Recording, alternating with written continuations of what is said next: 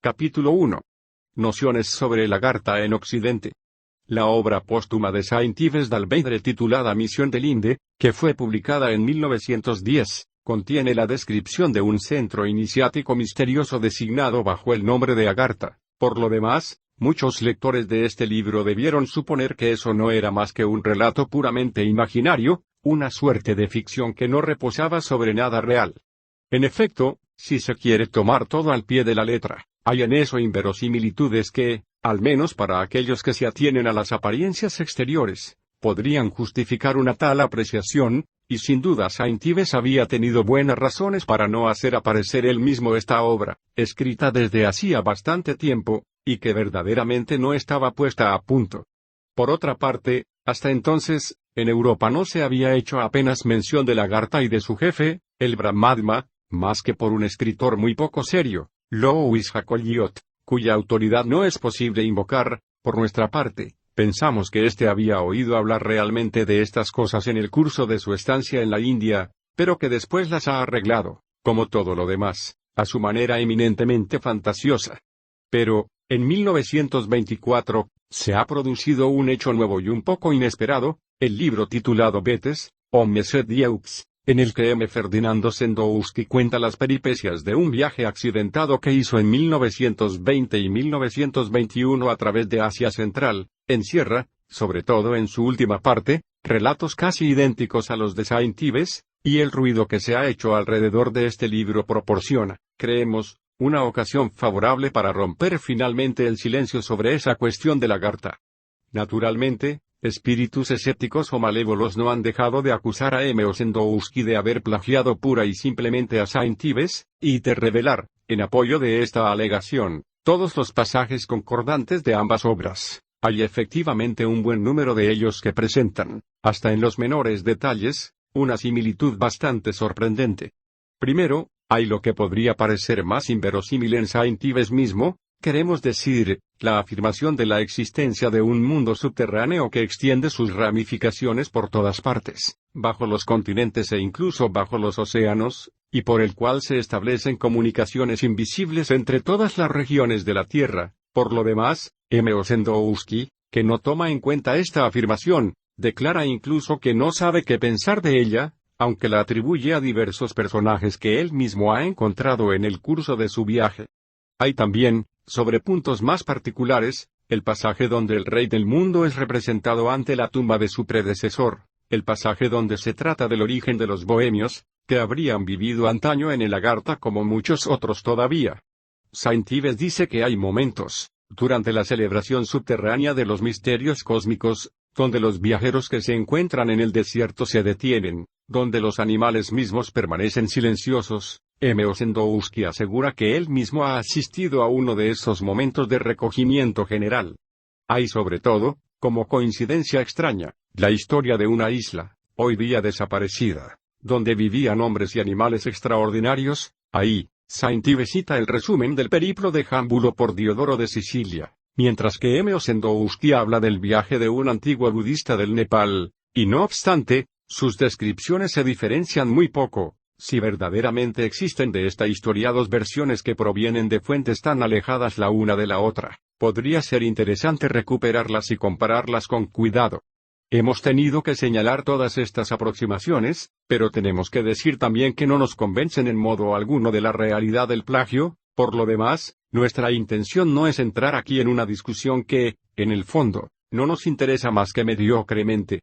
Independientemente de los testimonios que M. Sendowski nos ha indicado por él mismo, sabemos, por fuentes muy diferentes, que los relatos de este género son algo corriente en Mongolia y en toda el Asia Central, y agregaremos a continuación que existe algo parecido en las tradiciones de casi todos los pueblos. Por otra parte, si M. Sendowski hubiera copiado en parte la misión del Inde, no vemos muy bien por qué habría omitido adrede algunos pasajes, ni por qué habría cambiado la forma de algunas palabras, escribiendo por ejemplo Agarthi en lugar de Agartha, lo que se explica al contrario muy bien si ha recibido de fuente mongola las informaciones que Saint-Yves había obtenido de fuente hindú, ya que sabemos que éste estuvo en relaciones con dos hindúes al menos. Tampoco comprendemos por qué habría empleado, para designar al jefe de la jerarquía iniciática, el título de rey del mundo, título que no figura en ninguna parte en Saint Ives. Aunque se debieran admitir algunos plagios, por eso no sería menos cierto que M. Ossendowski dice a veces cosas que no tienen su equivalente en la misión del Linde, y que son de las que ciertamente no ha podido inventar de ninguna manera, tanto más cuanto que, mucho más preocupado de política que de ideas y de doctrinas, e ignorante de todo lo que toca al esoterismo, ha sido manifiestamente incapaz de aprehender él mismo su alcance exacto. Tal es, por ejemplo, la historia de una piedra negra enviada antaño por el rey del mundo al Dalai Lama, transportada después a Ourga, en Mongolia, y que desapareció hace cerca de 100 años. Ahora bien, en numerosas tradiciones, las piedras negras desempeñan un papel importante, desde la que era el símbolo de Quiberes hasta la que está engastada en la Kaaba de la Meca. He aquí otro ejemplo, el Bogdo-Kano Buda vivo, que reside en Ourga, conserva, entre otras cosas preciosas, el anillo de Genghis Khan, sobre el cual hay grabado un swastika, y una placa de cobre que lleva el sello del rey del mundo. Parece que M. Ossendowski no haya podido ver más que el primero de esos dos objetos, pero le habría sido bastante difícil imaginar la existencia del segundo. ¿No habría debido venirle naturalmente al espíritu hablar aquí de una placa de oro? Estas pocas observaciones preliminares son suficientes para lo que nos proponemos, ya que permanecemos absolutamente ajenos a toda polémica y a toda cuestión de personas. Si citamos a M. Ossendowski e incluso a Saint Ives, es únicamente porque lo que han dicho puede servir de punto de partida a consideraciones que no tienen nada que ver con lo que se podría pensar del uno y del otro, y cuyo alcance rebasa singularmente sus individualidades, tanto como a la nuestra, que, en este dominio, no debe contar tampoco.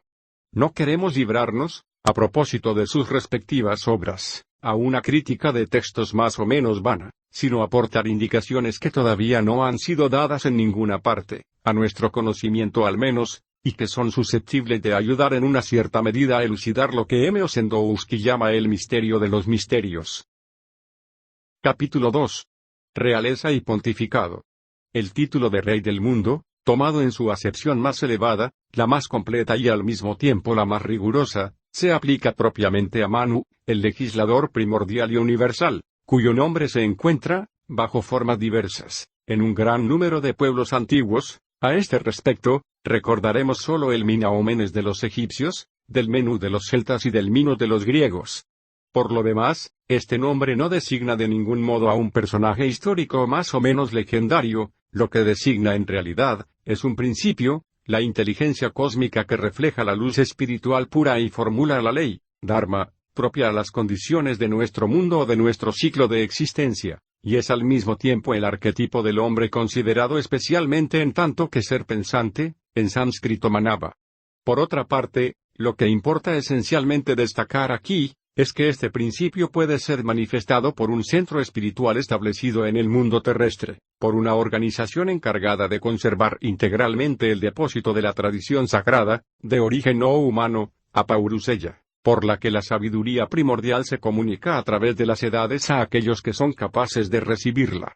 El jefe de una tal organización, que representa en cierto modo a Manu mismo, podrá legítimamente llevar su título y sus atributos, e incluso, por el grado de conocimiento que debe haber alcanzado para poder ejercer su función, se identifica realmente al principio del que es como la expresión humana, y ante el cual su individualidad desaparece.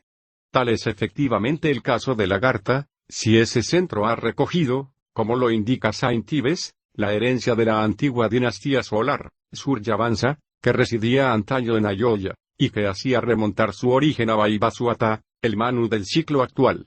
Saint Ives, como ya lo hemos dicho, no considera no obstante al jefe supremo de Lagarta como rey del mundo, le presenta como soberano pontífice, y, además, le pone a la cabeza de una iglesia brahmánica, designación que procede de una concepción demasiado occidentalizada. Aparte de esta última reserva, lo que dice Saint Ives completa, a este respecto, lo que dice por su lado M. Ossendowski. Parece que cada uno de ellos no haya visto más que el aspecto que respondía más directamente a sus tendencias y a sus preocupaciones dominantes, ya que, en verdad, aquí se trata de un doble poder, a la vez sacerdotal y real. El carácter pontifical, en el sentido verdadero de esta palabra, pertenece realmente, y por excelencia, al jefe de la jerarquía iniciática, y esto hace llamada a una explicación, literalmente, El Pontifex es un constructor de puentes, y este título romano es en cierto modo, por su origen, un título masónico, pero, simbólicamente, es el que desempeña la función de mediador, estableciendo la comunicación entre este mundo y los mundos superiores. A este título, el arco iris, el puente celeste, es un símbolo natural del pontificado, y todas las tradiciones le dan significaciones perfectamente concordantes. Así, en los hebreos, es la prenda de la alianza de Dios con su pueblo; en China, es el signo de la unión del cielo y de la tierra; en Grecia, representaba a Iris, la mensajera de los dioses; un poco por todas partes, en los escandinavos tanto como en los persas y los árabes, en África Central y hasta en algunos pueblos de América del Norte, es el puente que liga el mundo sensible al suprasensible.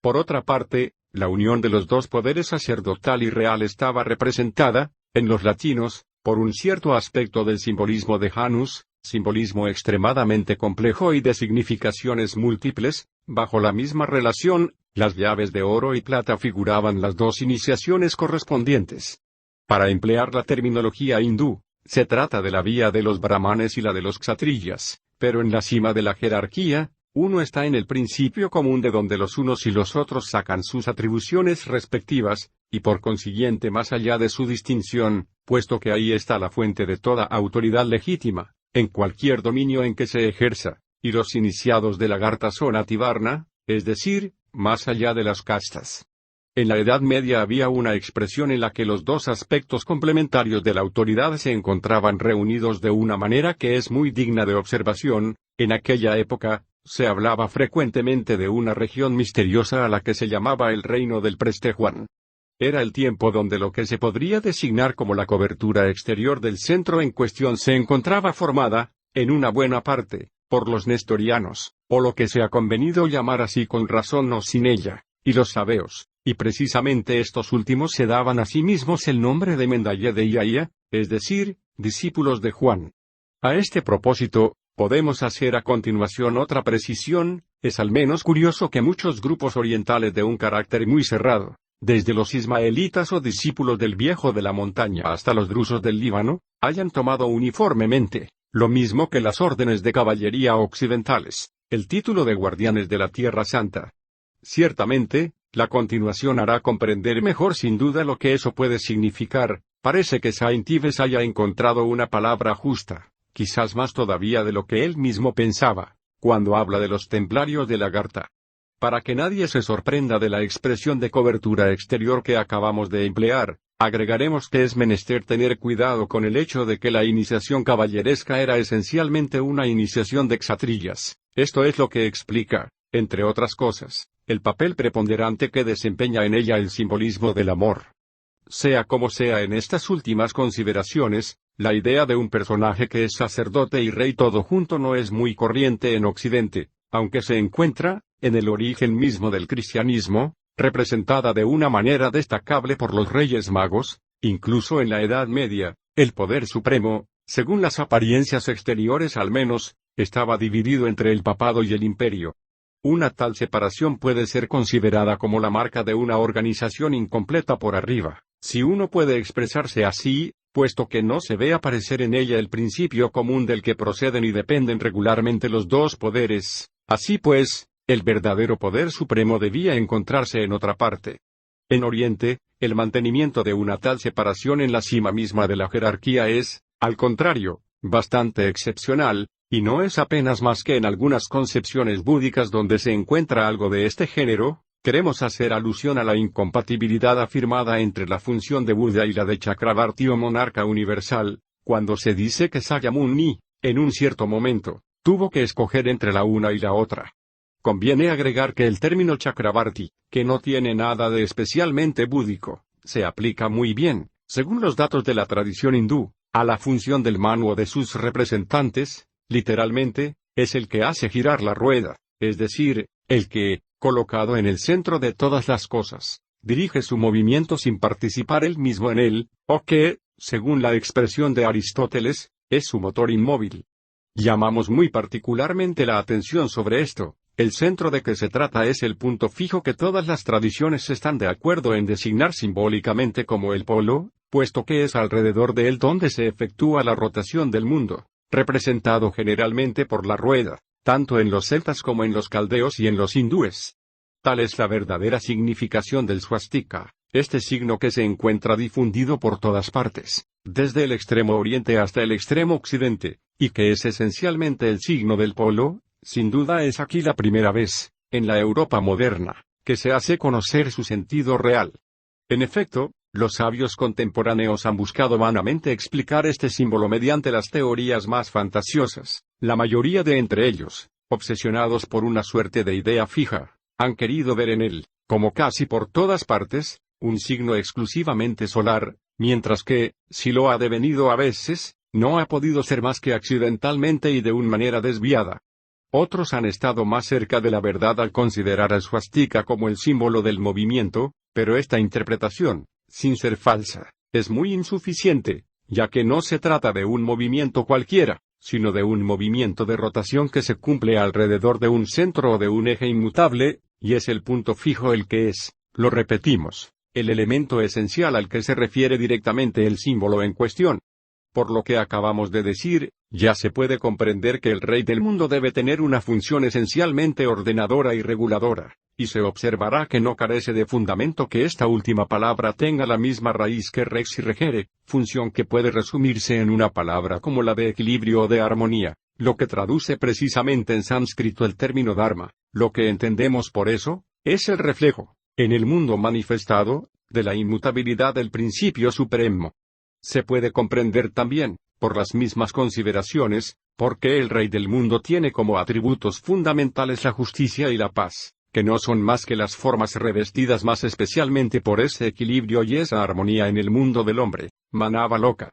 Ese es también un punto de la mayor importancia, y, además de su alcance general, se lo señalamos a aquellos que se dejan llevar de ciertos temores quiméricos, de los que el libro mismo de M. Ossendowski contiene como un eco en sus últimas líneas. Capítulo 3. La Shekinah y Metatron.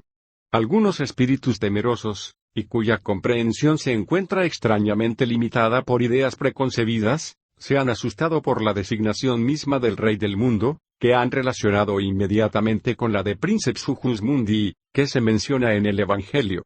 No hay que decir que una tal asimilación es completamente errónea y desprovista de todo fundamento. Para descartarla, podríamos limitarnos a hacer observar simplemente que este título de Rey del Mundo, en hebreo y en árabe, se aplica corrientemente a Dios mismo.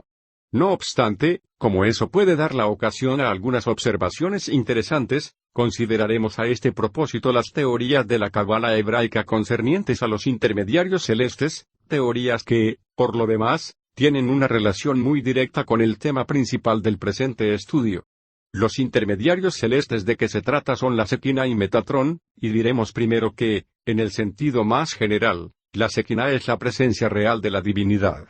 Es menester notar que los pasajes de la Escritura donde se hace mención de ella muy especialmente son sobre todo aquellos donde se trata de la institución de un centro espiritual, la construcción del tabernáculo, la edificación de los templos de Salomón y de Zorobabel.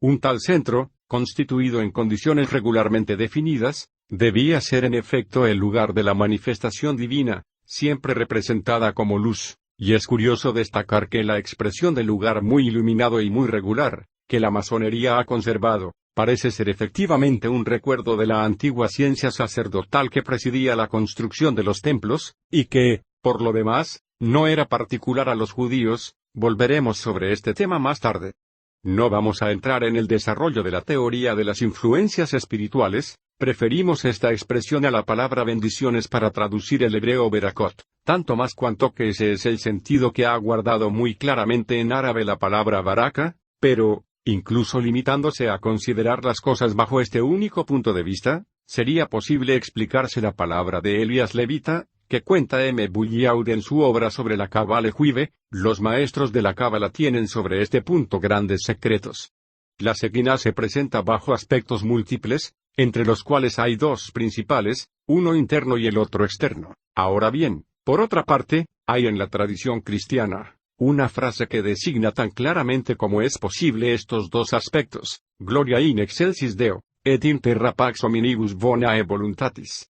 Las palabras gloria y pax se refieren respectivamente al aspecto interno, en relación al principio, y al aspecto externo en relación al mundo manifestado, y, si se consideran así estas palabras, se puede comprender inmediatamente por qué son pronunciadas por los ángeles, Malaquim, para anunciar el nacimiento del Dios con nosotros o en nosotros, Emmanuel. Se podría también, para el primer aspecto, recordar las teorías de los teólogos sobre la luz de la gloria en y por la cual se la visión beatífica, in excelsis, y, en cuanto al segundo, volvemos a encontrar aquí la paz, a la que hacíamos alusión hace un momento, y que, en su sentido esotérico, está indicada por todas partes como uno de los atributos fundamentales de los centros espirituales establecidos en este mundo, in terra.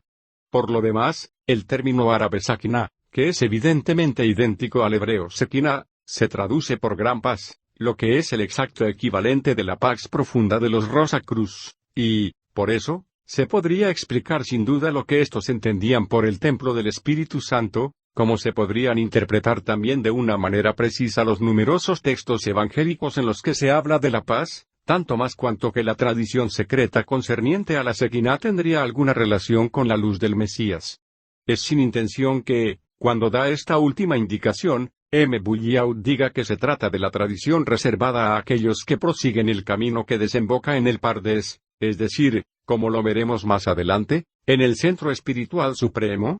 Esto nos lleva todavía a otra precisión conexa. M. Bulliaud habla después de un misterio relativo al jubileo, lo que se vincula en un sentido a la idea de paz, y, a este propósito, cita este texto del Zohar: el río que sale del Edén lleva el nombre de Yobel, así como el texto de Jeremías, él extenderá sus raíces hacia el río, de donde resulta que la idea central del jubileo es la reposición de todas las cosas en su estado primitivo. Y está claro que se trata de ese retorno al estado primordial que consideran todas las tradiciones, y sobre el cual hemos tenido la ocasión de insistir un poco en nuestro estudio sobre esoterismo de Dante, y, cuando se agrega que el retorno de todas las cosas a su primer estado marcará la era mesiánica, aquellos que han leído este estudio podrán acordarse de lo que decíamos allí sobre las relaciones del paraíso terrestre y de la Jerusalén celeste. Por lo demás, a decir verdad, aquello de lo que se trata en todo esto, es siempre, en fases diversas de la manifestación cíclica, el Pardes, el centro de este mundo, que el simbolismo tradicional de todos los pueblos compara al corazón, centro del ser y residencia divina, Brahmapura en la tradición hindú, así como el tabernáculo que es su imagen y que, por esta razón, es llamado en hebreo Mishkan o habitáculo de Dios, palabra cuya raíz es la misma que la de Sequiná.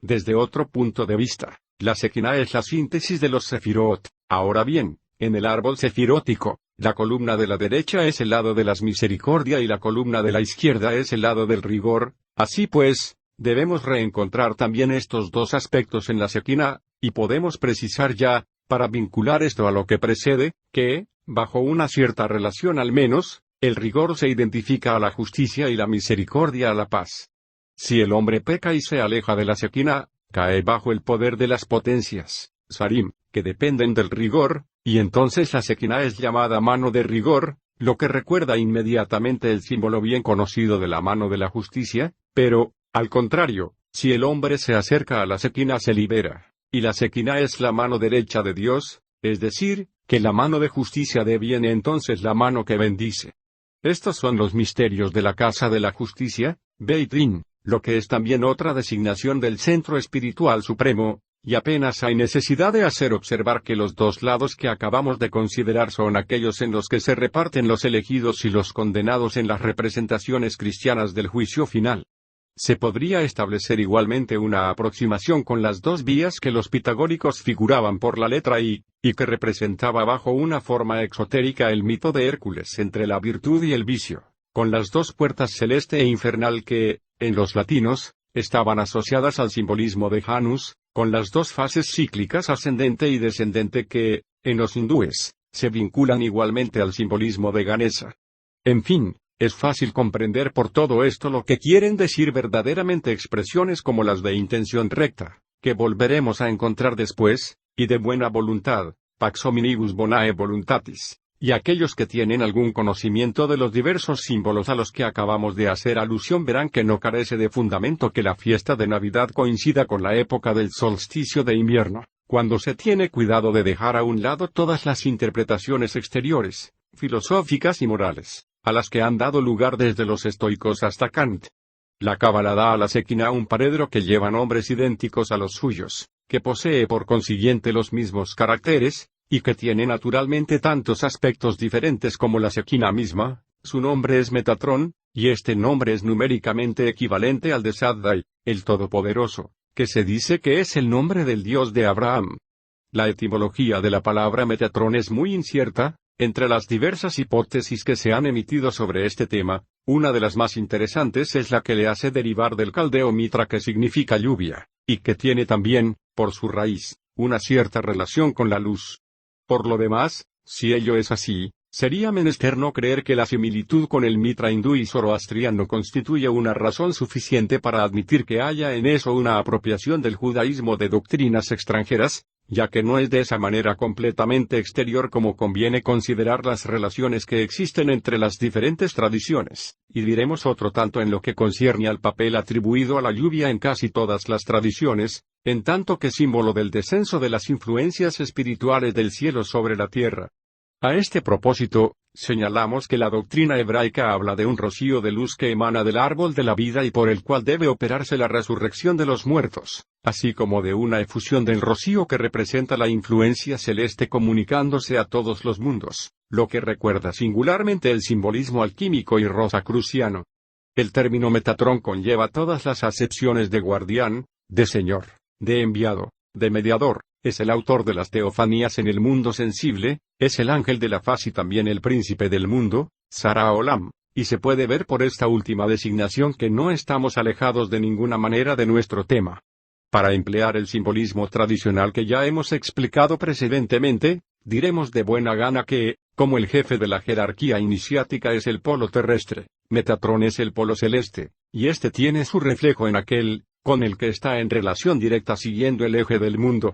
Su nombre es Micael, el sumo sacerdote que es holocausto y oblación ante Dios. Y todo lo que hacen los israelitas sobre la tierra se cumple según los tipos de lo que pasa en el mundo celeste. El sumo pontífice aquí abajo simboliza a Micael, príncipe de la clemencia. En todos los pasajes en los que la Escritura habla de la aparición de Micael, se trata de la gloria de la Shekinah. Lo que se dice aquí de los israelitas puede decirse igualmente de todos los pueblos poseedores de una tradición verdaderamente ortodoxa. Así pues, con mayor razón debe decirse de los representantes de la tradición primordial de la que todas las otras derivan y a la que todas están subordinadas, y esto está en relación con el simbolismo de la Tierra Santa, imagen del mundo celeste, al que ya hemos hecho alusión.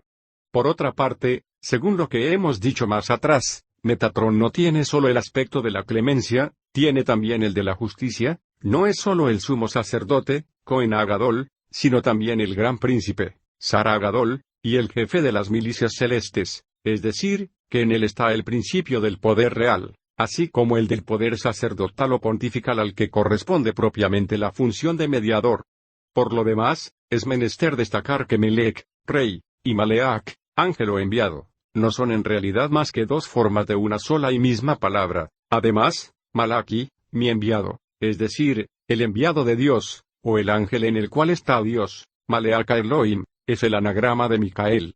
Conviene agregar que, si Micael se identifica a Metatrón como acabamos de verlo, no obstante no representa más que uno de sus aspectos. Al lado de la faz luminosa, hay una faz oscura, y esta es representada por Samael, que es igualmente llamado Sara Olam. Volvemos aquí al punto de partida de estas consideraciones. En efecto, es este último aspecto, y solo este, el que es el genio de este mundo en un sentido inferior, el Princeps Hujus Mundi de que habla el Evangelio, y sus relaciones con Metatrón, de quien es como la sombra, justifican el empleo de una misma designación en un doble sentido, al mismo tiempo que hacen comprender por qué el número apocalíptico 666, el número de la bestia, es también un número solar. Por lo demás, según San Hipólito, el Mesías y el Anticristo tienen los dos como emblema el león, que es también un símbolo solar, y podría hacerse la misma precisión para la serpiente y para muchos otros símbolos. Desde el punto de vista cabalístico, es también de las dos caras opuestas de Metatron de lo que se trata aquí. No vamos a extendernos sobre las teorías que, de una manera general, se podrían formular sobre este doble sentido de los símbolos, y solo diremos que la confusión entre el aspecto luminoso y el aspecto tenebroso, constituye propiamente el satanismo, y es precisamente esta confusión la que cometen, involuntariamente sin duda y por simple ignorancia, lo que es una excusa, pero no una justificación, aquellos que creen descubrir una significación infernal en la designación del Rey del mundo. Capítulo 4. Las tres funciones supremas. Según Saint Ives, el jefe supremo de Lagarta lleva el título de Brahma, sería más correcto escribir Brahmadma, soporte de las almas en el Espíritu de Dios. Sus dos asesores son el Mahatma, que representa al alma universal, y el Mahanga, símbolo de toda la organización material del cosmos. Es la división jerárquica que las doctrinas occidentales representan por el ternario espíritu, alma, cuerpo, y que se aplica aquí según la analogía constitutiva del macrocosmo y del microcosmo. Importa precisar que estos términos, en sánscrito, designan propiamente principios, y que no pueden ser aplicados a seres humanos sino en tanto que estos representan esos mismos principios, de suerte que, incluso en ese caso, están vinculados esencialmente a funciones, y no a individualidades. Según M. Ossendowski, el Mahatma conoce los acontecimientos del porvenir, y el Mahanga dirige las causas de esos acontecimientos. En cuanto al Brahma, puede hablar a Dios cara a cara, y es fácil comprender lo que eso quiere decir, si se recuerda que ocupa el punto central donde se establece la comunicación directa del mundo terrestre con los estados superiores y, a través de estos, con el principio supremo. Por lo demás, la expresión de Rey del mundo, si se quisiera entenderla en un sentido restringido, y únicamente en relación al mundo terrestre, sería muy inadecuada. Sería más exacto, bajo algunos aspectos, aplicar al Brahma la de Señor de los tres mundos, ya que, en toda jerarquía verdadera, el que posee el grado superior posee al mismo tiempo y por eso mismo todos los grados subordinados, y estos tres mundos, que constituyen el tribhuvana de la tradición hindú, son, como explicaremos un poco más adelante, los dominios que corresponden respectivamente a las tres funciones que enumerábamos hace un momento. Cuando sale del templo, dice M. Ossendowski, el Rey del mundo irradia luz divina. La Biblia hebraica dice exactamente lo mismo de Moisés cuando descendía del Sinaí, y hay que precisar, al respecto de esta aproximación, que la tradición islámica considera a Moisés como habiendo sido el polo, el qutb, de su época. No sería por esta razón, por lo demás, por lo que la Cábala dice que Moisés fue instituido por Metatron mismo. Todavía convendría distinguir aquí entre el centro espiritual principal de nuestro mundo y los centros secundarios que pueden estarle subordinados, y que le representan solo en relación a tradiciones particulares, adaptadas más especialmente a pueblos determinados. Sin extendernos sobre este punto, haremos observar no obstante que la función de legislador, en árabe Rasul, que es la de Moisés, supone necesariamente una delegación del poder que designa el nombre de Manu, y, por otra parte, una de las significaciones contenidas en este nombre de Manu indica precisamente la reflexión de la luz divina. El Rey del mundo, dijo un lama a M. Ossendowski, está en relación con los pensamientos de todos aquellos que dirigen el destino de la humanidad. Conoce sus intenciones y sus ideas. Si complacen a Dios, el Rey del mundo les favorecerá con su ayuda invisible. Si desagradan a Dios, el Rey provocará su fracaso. Este poder se ha dado a Agartha por la ciencia misteriosa de Om, palabra por la que comenzamos todas nuestras plegarias. Inmediatamente después viene esta frase, que, para todos aquellos que tienen solo una vaga idea de la significación del monosílabo sagrado Om, debe ser una causa de estupefacción. Om es el nombre de un antiguo santo, el primero de los Goros. Ossendowski escribe Goro por Guru, que vivió hace 300.000 años. En efecto, esta frase es absolutamente ininteligible si no se piensa en esto, la época de que se trata, y que, por lo demás, no nos parece indicada más que de una manera muy vaga. Es muy anterior a la era del presente Manu. Por otra parte, el Adi Manu o primer Manu de nuestro Kalpa, puesto que el Vaivaswata era el séptimo, se le llama Swayambhuva, es decir, salido de Swayambhu, el que subsiste por sí mismo, o el Logos eterno. Ahora bien, el Logos, o aquel que le representa directamente, puede ser designado verdaderamente como el primero de los gurús o maestros espirituales, y, efectivamente, Om en realidad es un nombre del Logos. Por otra parte, la palabra Om da inmediatamente la clave de la repartición jerárquica de las funciones entre el Brahma y sus dos asesores, tal como ya lo hemos indicado. En efecto, según la tradición hindú, los tres elementos de este monosílabo sagrado simbolizan respectivamente los tres mundos a los que hacíamos alusión hace un momento, los tres términos del Tribhuvana: la tierra, Bu; la atmósfera, Bhuvas; el cielo, Swar, es decir, en otros términos, el mundo de la manifestación corporal, el mundo de la manifestación sutil o psíquica, y el mundo en modo principial no manifestado. Estos son, yendo de abajo a arriba, los dominios propios del Mahanga, del Mahatma y del Brahma, como se puede ver fácilmente remitiéndose a la interpretación de sus títulos que ha sido dada más atrás, y son las relaciones de subordinación que existen entre estos diferentes dominios las que justifican, para el Brahma, la denominación de Señor de los tres mundos que hemos empleado precedentemente. Esta es el Señor de todas las cosas, el omnisciente, que ve en modo inmediato todos los efectos en su causa, el ordenador interno, que reside en el centro del mundo y le rige desde dentro, dirigiendo su movimiento sin participar en él, la fuente, de todo poder legítimo, el origen y el fin de todos los seres, de la manifestación cíclica cuya ley representa. Para servirnos también de otro simbolismo, no menos rigurosamente exacto, diremos que el Mahanga representa la base del triángulo iniciático y el Brahma su cima. Entre los dos, el Mahatma encarna en cierto modo un principio mediador, la vitalidad cósmica, el anima mundi de los hermetistas, cuya actuación se despliega en el espacio intermediario, y todo esto es figurado muy claramente por los caracteres correspondientes del alfabeto sagrado que Saint Ives denomina Vatanieme o Sendouski Vatanano, lo que equivale a lo mismo, por las formas geométricas, línea recta, espiral y punto, a las cuales se reducen esencialmente los tres mantras o elementos constitutivos del monosílabo Om.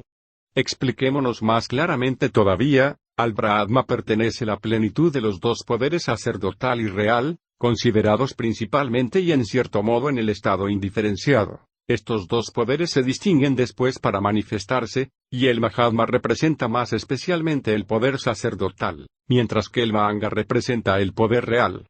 Esta distinción corresponde a la de los brahmanes y de los kshatriyas, pero, por lo demás, al estar más allá de las castas, Mahatma y el Mahanga tienen en sí mismos, tanto como el Brahma, un carácter a la vez sacerdotal y real. A este propósito, precisaremos también un punto que parece no haber sido explicado nunca de una manera satisfactoria, y que, no obstante, es muy importante. Hemos hecho alusión precedentemente a los Reyes Magos del Evangelio, como uniendo en ellos los dos poderes. Diremos pues ahora que estos personajes misteriosos no representan en realidad nada más que los tres jefes de Lagarta. El Mahanga ofrece a Cristo el oro y le saluda como rey, el Mahatma le ofrece el incienso y le saluda como sacerdote, y finalmente, el Brahma le ofrece la mirra, el bálsamo de incorruptibilidad, imagen del Amrita, y le saluda como profeta o maestro espiritual por excelencia. El homenaje así rendido al Cristo naciente, en los tres mundos que son sus dominios respectivos, por los representantes auténticos de la tradición primordial, es al mismo tiempo, obsérvese bien, la prenda de la perfecta ortodoxia del cristianismo al respecto de esta. Naturalmente, M. Sendouski no podía contemplar consideraciones de este orden, pero si hubiera comprendido algunas cosas más profundamente de lo que las ha comprendido, habría podido observar al menos la rigurosa analogía que existe entre el ternario supremo de Lagarta y el del lamaísmo tal como lo indica el Dalai Lama, que realiza la santidad, o la pura espiritualidad, de Buda, el Tashi Lama que realiza su ciencia, no mágica como parece creerlo, sino más bien teúrgica, y el Bogdokan que representa su fuerza material y guerrera. Es exactamente la misma repartición según los tres mundos. Y habría podido incluso hacer esta observación tanto más fácilmente cuanto que él mismo había indicado que la capital de Agartha recuerda a Lhasa, donde el palacio del Dalai Lama, el Potala, se halla en la cima de una montaña recubierta de templos y de monasterios. Por lo demás, esta manera de expresar las cosas es errónea puesto que invierte las relaciones, ya que, en realidad,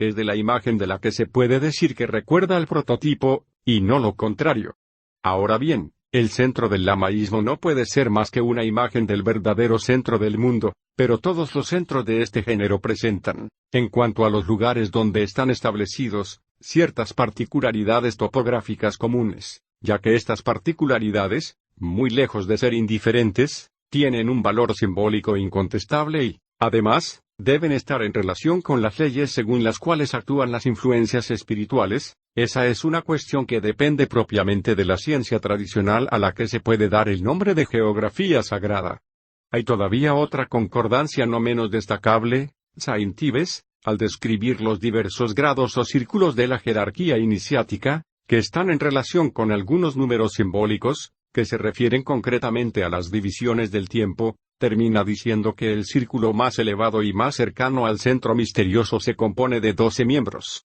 que representan la iniciación suprema y que corresponden, entre otras cosas, a la zona zodiacal. Ahora bien, esta constitución se encuentra reproducida en lo que se llama el Consejo Circular Dalai Lama, formado por las 12 grandes Namsans, o Nomekans, y se la encuentra también, por lo demás, hasta en algunas tradiciones occidentales, concretamente en las que conciernen a los caballeros de la tabla redonda. Agregaremos también que los 12 miembros del círculo interior de Lagarta, desde el punto de vista del orden cósmico, no representan simplemente a los 12 signos del zodiaco, sino también, y estamos tentados a decir más bien, aunque las dos interpretaciones no se excluyen, a los 12 adityas, que son otras tantas formas del sol, en relación con estos mismos signos zodiacales, y naturalmente, lo mismo que Manu es llamado hijo del sol, el rey del mundo tiene también el sol entre sus emblemas. La primera conclusión que se desprende de todo esto, es que hay verdaderamente lazos bien estrechos entre las descripciones que, en todos los países, se refieren a centros espirituales más o menos ocultos, o al menos difícilmente accesibles. La única explicación plausible que pueda darse de ello, es que, si esas descripciones se refieren a centros diferentes, como así parece en algunos casos, estos centros no son por así decir más que emanaciones de un centro único y supremo, lo mismo que todas las tradiciones particulares no son en suma sino adaptaciones de la gran tradición primordial. Capítulo 5. El simbolismo del Grial. Hacíamos alusión hace un momento a los caballeros de la tabla redonda. No estará fuera de propósito indicar aquí lo que significa la gesta del Grial, que, en las leyendas de origen céltico se presenta como su función principal. En todas las tradiciones, se hace alusión a algo que, a partir de una cierta época, se habría perdido o estaría oculto, es, por ejemplo, Soma de los hindúes o Alaoma de los persas, el brebaje de la inmortalidad, que, precisamente, tiene una relación muy directa con el Grial, puesto que este es, se dice, el vaso sagrado que contuvo la sangre de Cristo, la cual es también el brebaje de la inmortalidad. Por lo demás, el simbolismo es diferente, así, entre los judíos, lo que se ha perdido, es la pronunciación del gran nombre divino, pero la idea fundamental es siempre la misma, y veremos más adelante a qué corresponde exactamente. El Santo Grial es, se dice, la copa que sirvió en la cena, y donde José de Arimatea recogió después la sangre y el agua que se escapaban de la herida abierta en el costado de Cristo por la lanza del centurión Longino. Según la leyenda, esta copa habría sido transportada a Gran Bretaña por José de Arimatea mismo y Nicodemo, y es menester ver en eso la indicación de un lazo establecido entre la tradición céltica y el cristianismo. La copa, en efecto, desempeña un papel muy importante en la mayoría de las tradiciones antiguas, y sin duda ello era así concretamente en los celtas. Hay que destacar incluso que frecuentemente está asociada a la lanza, y que estos dos símbolos son entonces en cierto modo complementarios el uno del otro, pero esto nos alejaría de nuestro tema. Lo que muestra quizás más claramente la significación esencial del Grial, es lo que se dice de su origen. Esta copa habría sido tallada por los ángeles en una esmeralda caída de la frente de Lucifer en el momento de su caída. Esta esmeralda recuerda de una manera muy llamativa a la urna, la perla frontal que, en el simbolismo hindú, de donde ha pasado al budismo, ocupa frecuentemente el lugar del tercer ojo de Shiva, que representa lo que se puede llamar el sentido de la eternidad, así como ya lo hemos explicado en otra parte. Por lo demás, se dice después que el Grial fue confiado a Adán en el paraíso terrestre, pero que, en su caída, Adán le perdió a su vez, ya que no pudo llevarle con él cuando fue arrojado del Edén, y, Con la significación que acabamos de indicar, eso deviene suficientemente claro. En efecto, el hombre, apartado de su centro original, se encontraba desde entonces encerrado en la esfera temporal, ya no podía encontrar el punto único desde donde todas las cosas se contemplan bajo el aspecto de la eternidad. En otros términos, la posesión del sentido de la eternidad está ligada a lo que todas las tradiciones llaman, como lo hemos recordado más atrás, el estado primordial, cuya restauración constituye la primera etapa de la verdadera iniciación, puesto que es la condición previa de la conquista efectiva de los estados suprahumanos. Por lo demás, el paraíso terrestre representa propiamente el centro del mundo, y lo que diremos a continuación, sobre el sentido original de la palabra paraíso, podrá hacerlo comprender mejor todavía. Lo que sigue puede parecer más enigmático. Set logró entrar en el paraíso terrestre y así pudo recuperar el precioso vaso. Ahora bien, el nombre de Set expresa las ideas de fundamento y de estabilidad y, por consiguiente, indica en cierto modo la restauración del orden primordial destruido por la caída del hombre. Así pues, se debe comprender que Set y aquellos que después de él poseyeron el Grial pudieron por eso mismo establecer un centro espiritual destinado a reemplazar el paraíso perdido, y que era como una imagen de este, y entonces, esta posesión del Grial representa la conservación integral de la tradición primordial en un tal centro espiritual. Por lo demás, la leyenda no dice dónde ni por quién fue conservado el Grial hasta la época de Cristo, pero el origen céltico que se le reconoce debe dar a entender sin duda que los druidas tuvieron una parte en ello y que deben ser contados entre los conservadores regulares de la tradición primordial. La pérdida del Grial, o de alguno de sus equivalentes simbólicos, es en suma la pérdida de la tradición con todo lo que ésta conlleva. Por lo demás, a decir verdad, esta tradición es más bien ocultada que perdida, o al menos no puede estar perdida más que para algunos centros secundarios, cuando estos cesan de estar en relación directa con el centro supremo.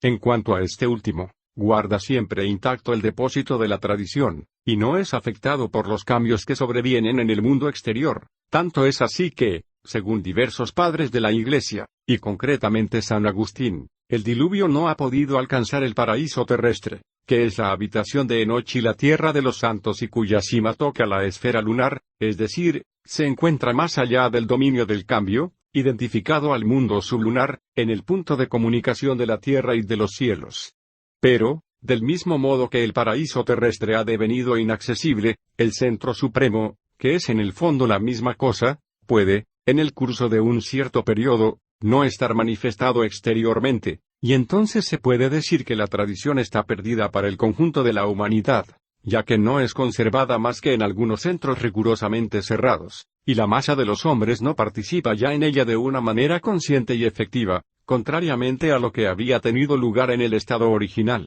Tal es precisamente la condición de la época actual, cuyo comienzo, por lo demás, se remonta mucho más allá de lo que es accesible a la historia ordinaria y profana. Así pues, la pérdida de la tradición, según los casos, puede ser entendida en este sentido general, o bien puede referirse al oscurecimiento del centro espiritual que regía más o menos invisiblemente los destinos de un pueblo particular o de una civilización determinada. Es menester, pues, cada vez que se encuentra un simbolismo que se refiere a su pérdida, examinar si debe ser interpretado en uno u otro sentido. Según lo que acabamos de decir, el Grial representa al mismo tiempo dos cosas que son estrechamente solidarias la una de la otra: aquel que posee integralmente la tradición primordial, que ha llegado al grado de conocimiento efectivo que implica esencialmente esta posesión, está en efecto, por eso mismo, reintegrado en la plenitud del estado primordial.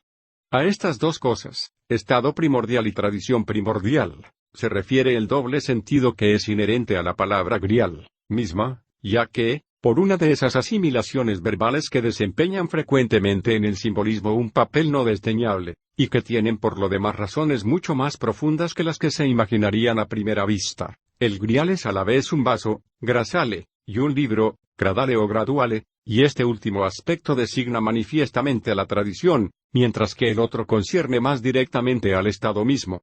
No tenemos la intención de entrar aquí en los detalles secundarios de la leyenda del Santo Grial, aunque todos tengan también un valor simbólico, ni de seguir la historia de los caballeros de la tabla redonda y de sus hazañas. Mencionaremos solo que la tabla redonda, construida por el rey Arturo en base a los planos de Merlín, estaba destinada a recibir el grial cuando alguno de sus caballeros hubiera llegado a conquistarle y le hubiera llevado de Gran Bretaña a Armórica. Esta tabla es también un símbolo verdaderamente muy antiguo, uno de aquellos que fueron siempre asociados a la idea de los centros espirituales, conservadores de la tradición. Por lo demás, la forma circular de la tabla está ligada formalmente al ciclo zodiacal por la presencia alrededor de ella de 12 personajes principales, particularidad que, como lo decíamos precedentemente, se encuentra en la constitución de todos los centros de que se trata.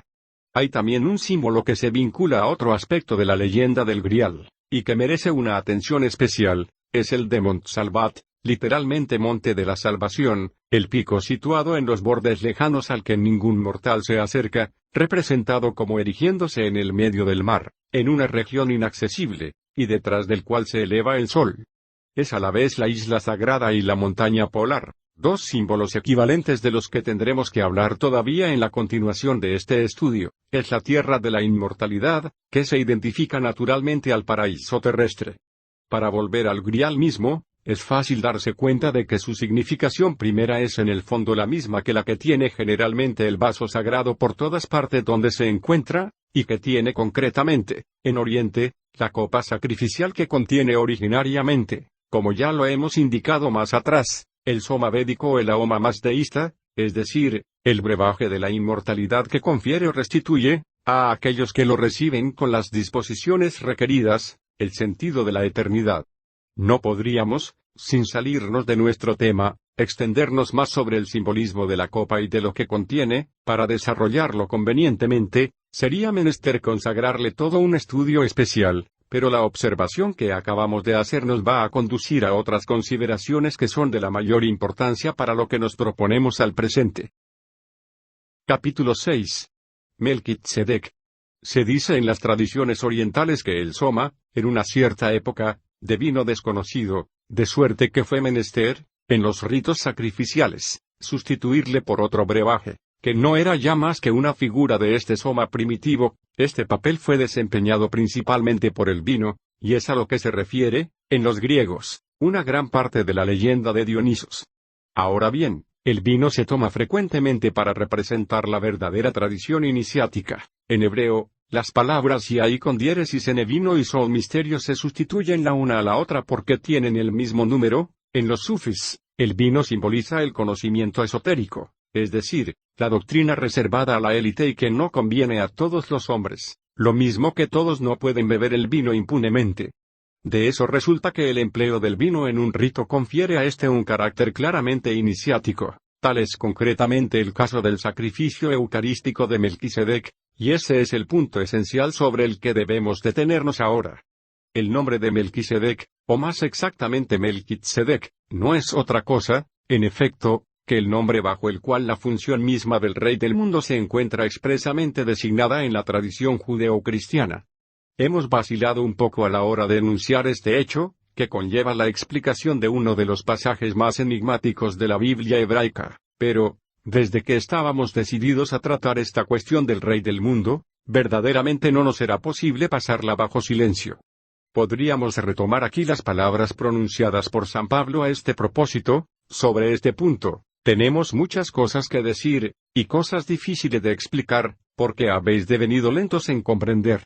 He aquí primero el texto mismo del pasaje bíblico del que se trata. Y Melquisedec, rey de Salem, hizo traer el pan y el vino, y era sacerdote del Dios Altísimo, el Elión, y bendijo a Abraham, diciendo, bendito sea Abraham del Dios Altísimo, poseedor de los cielos y de la tierra, y bendito sea el Dios Altísimo, que ha puesto a tus enemigos entre tus manos. Y Abraham le dio el diezmo de todo lo que había tomado. Melquisedec es pues rey y sacerdote todo junto. Su nombre significa rey de justicia, y es al mismo tiempo rey de Salem, es decir, de la paz. Así pues, aquí volvemos a encontrar, ante todo, la justicia y la paz, es decir, precisamente los dos atributos fundamentales del Rey del mundo. Es menester precisar que la palabra Salem, contrariamente a la opinión común, jamás ha designado en realidad una ciudad, sino que, si se la toma como el nombre simbólico de la residencia de Melquisedec, puede ser considerada como un equivalente del término Agartha. En todo caso, Es un error ver ahí el nombre primitivo de Jerusalén, ya que ese nombre era Jebús. Al contrario, si se dio el nombre de Jerusalén a esta ciudad cuando los hebreos establecieron en ella un centro espiritual, es para indicar que desde entonces era como una imagen visible de la verdadera Salem, y hay que observar que el templo fue edificado por Salomón, cuyo nombre, Shomó, derivado también de Salem, significa el Pacífico. He aquí ahora en qué términos comenta San Pablo lo que se dice de Melquisedec, este Melquisedec, rey de Salem, sacerdote del Dios Altísimo, que fue al encuentro de Abraham cuando volvía de la derrota de los reyes, que le bendijo, y a quien Abraham dio el diezmo de todo el botín, que, según la significación de su nombre, es primero rey de justicia, y después rey de Salem, es decir, rey de paz, que es sin padre, sin madre, sin genealogía, que no tiene ni comienzo ni fin de su vida, sino que es hecho así semejante al Hijo de Dios. Este Melquisedec permanece sacerdote a perpetuidad. Ahora bien, Melquisedec es presentado como superior a Abraham, puesto que le bendice, y, sin duda, es el inferior el que es bendecido por el superior, y, por su lado, Abraham reconoce esta superioridad puesto que le da el diezmo, lo que es la marca de su dependencia. Hay en eso una verdadera investidura, casi en el sentido feudal de esta palabra, pero con la diferencia de que se trata de una investidura espiritual, y podemos agregar que ahí se encuentra el punto de unión de la tradición hebraica con la gran tradición primordial. La bendición de que se habla es propiamente la comunicación de una influencia espiritual, en la que Abraham va a participar en adelante, y se puede precisar que la fórmula empleada pone a Abraham en relación directa con el Dios Altísimo, que este mismo Abraham invoca después identificándole con Jehová. Si Melquisedec es así superior a Abraham, es porque el Altísimo, Elión, que es el Dios de Melquisedec, es el mismo superior al Todopoderoso, Shaddai, que es el Dios de Abraham, o, en otros términos, que el primero de estos dos nombres representa un aspecto divino más elevado que el segundo. Por otra parte, lo que es extremadamente importante, y lo que parece no haber sido señalado nunca, es que el Elión es el equivalente de Emmanuel, puesto que estos dos nombres tienen exactamente el mismo número, y esto vincula directamente la historia de Melquisedec a la de los Reyes Magos, cuya significación hemos explicado precedentemente. Además, todavía se puede ver en esto lo siguiente: el sacerdocio de Melquisedec es el sacerdocio de Elión, el sacerdocio cristiano es el de Emmanuel. Si por tanto, el Elión es Emmanuel, estos dos sacerdocios no son más que uno, y el sacerdocio cristiano, que conlleva esencialmente la ofrenda eucarística del pan y del vino, es verdaderamente según el orden de Melquisedec. La tradición judeocristiana distingue dos sacerdocios, uno según el orden de Aarón y el otro según el orden de Melquisedec, y este es superior a aquel como Melquisedec mismo es superior a Abraham, del cual ha nacido la tribu de Leví, en consecuencia, la familia de Aarón. Esta superioridad es afirmada claramente por San Pablo, que dice: Leví mismo, que percibe el diezmo, sobre el pueblo de Israel, le ha pagado, por así decir, por Abraham. No vamos a extendernos más aquí sobre la significación de estos dos sacerdocios, pero citaremos todavía esta otra palabra de San Pablo: aquí, en el sacerdocio levítico, son hombres mortales quienes perciben los diezmos, pero allí, es un hombre del que se afirma que está vivo. Ese hombre vivo, que es Melquisedec, es Manu, que permanece en efecto perpetuamente, en hebreo Leolam, es decir, para toda la duración de su ciclo, Manvantara, o del mundo que rige especialmente. Por eso es por lo que él es sin genealogía, ya que su origen es no humano, puesto que él mismo es el prototipo del hombre, y es realmente hecho semejante al Hijo de Dios, puesto que, por la ley que formula, él es, para este mundo, la expresión verdadera del Verbo divino. Hay que hacer todavía otras precisiones, y primero esta: en la historia de los Reyes Magos, vemos a tres personajes distintos, que son los tres jefes de la jerarquía iniciática. En la historia de Melquisedec, no vemos más que uno solo, pero que puede unir en él aspectos que corresponden a las tres funciones. Es así como algunos han distinguido a Adonitsedec, el Señor de Justicia, que se desdobla en cierto modo en Cohensedec, el sacerdote de justicia, y Melquisedec, el Rey de Justicia. En efecto, estos tres aspectos pueden ser considerados como refiriéndose respectivamente a las funciones del Brahma, del Mahatma y Mahanga. Aunque Melquisedec no sea entonces propiamente más que el nombre del tercer aspecto, se aplica ordinariamente por extensión al conjunto de los tres, Y, si se emplea así preferentemente a los otros, es porque la función que expresa es la más próxima del mundo exterior, y por consiguiente la que es manifestada más inmediatamente. Por lo demás, se puede destacar que la expresión de Rey del mundo, tanto como la expresión de Rey de justicia, no hace alusión directamente más que al poder real, y, por otra parte, se encuentra también en la India la expresión de Dharma Raja, que es literalmente equivalente a la de Melquisedec. Si ahora tomamos el nombre de Melquisedec en su sentido más estricto, los atributos propios del Rey de Justicia son la balanza y la espada, y estos atributos son también los de Micael, considerado como el ángel del juicio. Estos dos emblemas representan respectivamente, en el orden social, las dos funciones administrativa y militar, que pertenecen en propiedad a los kshatriyas, y que son los dos elementos constitutivos del poder real. Son también, jeroglíficamente, los dos caracteres que forman la raíz hebraica y árabe A, que significa a la vez justicia y verdad, y que, en diversos pueblos antiguos, ha servido precisamente para designar a la realeza. A, que es el poder que hace reinar la justicia, es decir, el equilibrio simbolizado por la balanza, mientras que el poder mismo es simbolizado por la espada, y es claramente esto lo que caracteriza al papel esencial del poder real. Y, por otra parte, es también, en el orden espiritual, la fuerza de la verdad. Por lo demás, es menester agregar que existe también una forma suavizada de esta raíz Ak, obtenida por la sustitución del signo de la fuerza material por el de la fuerza espiritual, y esta forma Ak designa propiamente la sabiduría, en hebreo Ma, de suerte que conviene más especialmente a la autoridad sacerdotal, como la otra convenía al poder real. Esto es confirmado todavía por el hecho de que las dos formas correspondientes se encuentran, con sentidos similares, para la raíz Kan, que, en lenguas muy diversas significa poder o potestad, y también conocimiento, Kan sobre todo el poder espiritual o intelectual, idéntico a la sabiduría, de donde Cohen, sacerdote en hebreo, y Kan es el poder material, de donde diferentes palabras que expresan la idea de posesión y concretamente el nombre de Kai con diéresis N.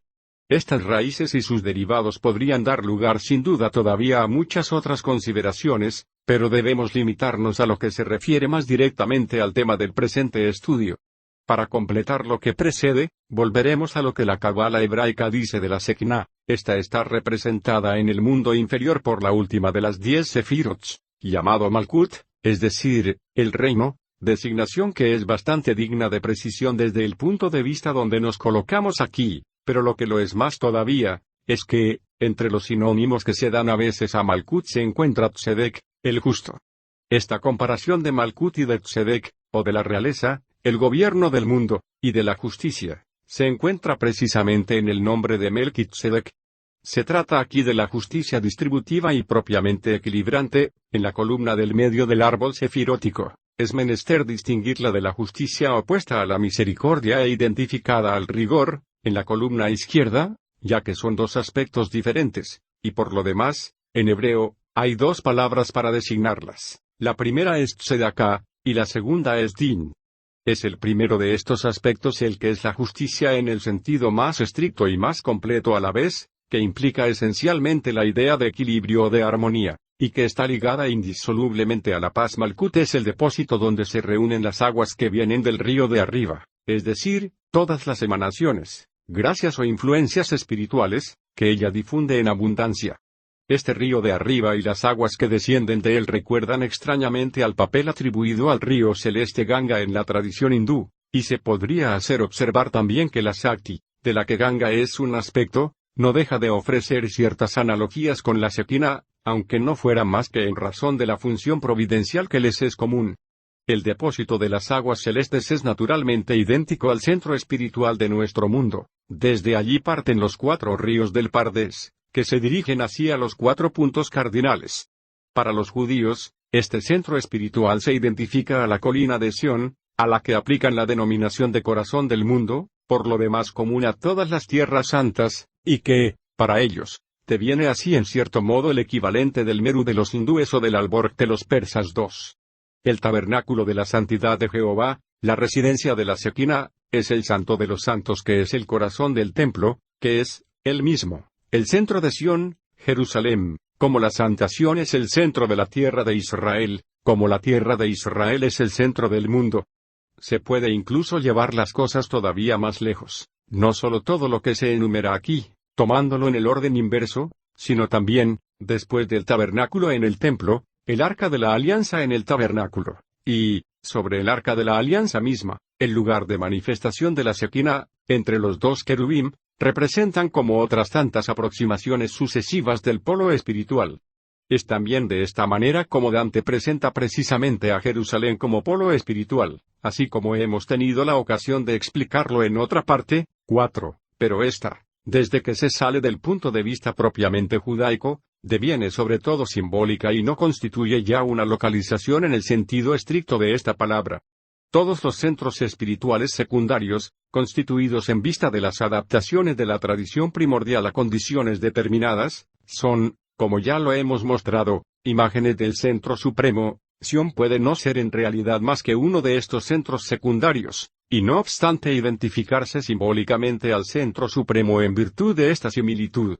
Jerusalén es efectivamente, como lo indica su nombre, una imagen de la verdadera Salem, lo que hemos dicho y lo que diremos todavía de la Tierra Santa, que no es solo la tierra de Israel, permitirá comprenderlo sin dificultad.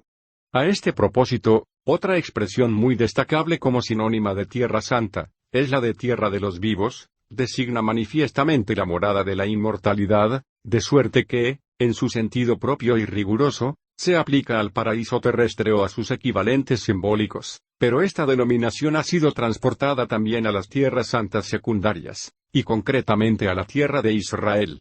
Se dice que la tierra de los vivos comprende 7 tierras, y M. Boyauda nota a este respecto que esta tierra es Canaán en la cual había 7 pueblos. 5.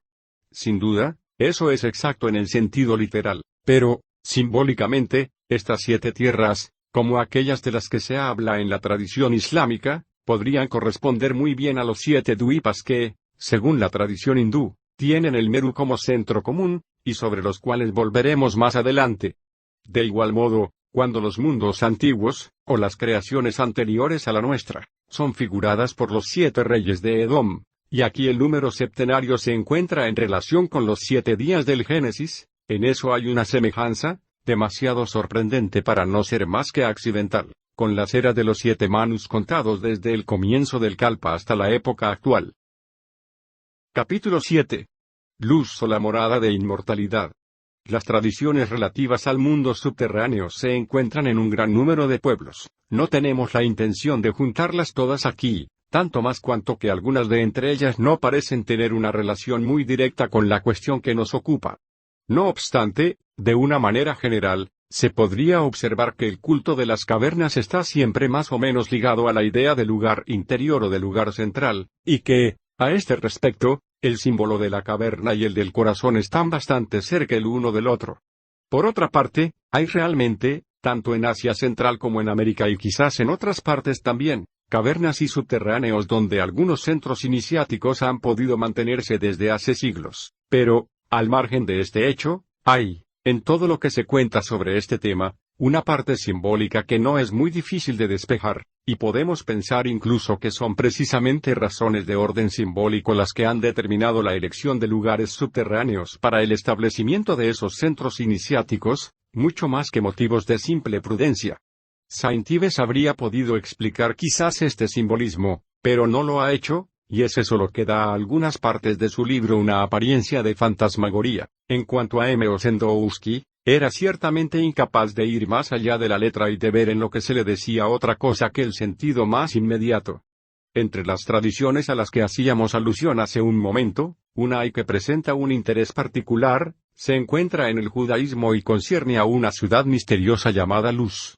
Este nombre era originariamente el del lugar donde Jacob tuvo el sueño a consecuencia del cual le llamó Beit-El, es decir, casa de Dios. Volveremos más tarde sobre este punto. Se dice que el ángel de la muerte no puede penetrar en esta ciudad y que no tiene ningún poder en ella, y, por una aproximación bastante singular, pero también muy significativa, algunos la sitúan cerca del Halborg, que es igualmente, para los persas, la morada de la inmortalidad.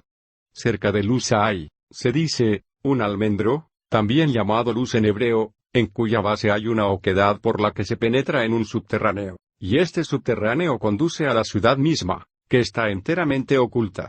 La palabra luz, en sus diversas acepciones, parece, por lo demás, derivada de una raíz que designa todo lo que está oculto, cubierto, envuelto, silencioso, secreto. Y hay que notar que las palabras que designan el cielo tienen primitivamente la misma significación.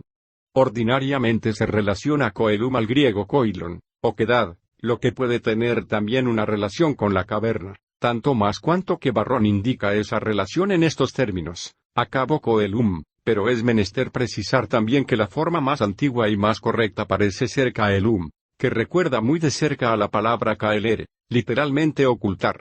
Por otra parte, en sánscrito, varuna viene de la raíz var, cubrir, lo que es igualmente el sentido de la raíz cal a la que se vincula el latín celare, otra forma de caelare, y su sinónimo griego kaluptein, y el griego uranos no es más que otra forma del mismo nombre, puesto que var se cambia fácilmente en ur.